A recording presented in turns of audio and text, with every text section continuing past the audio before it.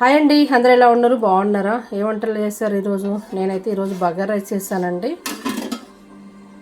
వేడి వేడిగా ఇప్పుడే అయిపోయింది బగారా రైస్. మంచిగా పొడి పొడిగా. కార్తీక మాసం స్టార్ట్ అయింది కదా, 2 రోజులు అయింది. కానీ అప్పుడే మా వాళ్ళు చికెన్ అడుగుతుండ్రు. అందుకని వాళ్ళు చికెన్ గుర్తు రాకుండా ఉండాలంటే అప్పుడప్పుడు మనం ఇలాంటి ట్రై చేస్తుంటే ఇంట్లో వాళ్ళకు చికెన్ అనేది రాకుండా ఉంటుంది అన్నమాట. దానికి కాంబినేషన్ గోంగూర పచ్చడి చాలా బాగుంటుంది. బగారా రైస్కు గోంగూర పచ్చడి సూపర్ ఉంటుంది. ఎంతమంది తెలుసు కామెంట్ చేయండి. చాలా బాగుంటుంది బగారా రైస్ గోంగూర పచ్చడి.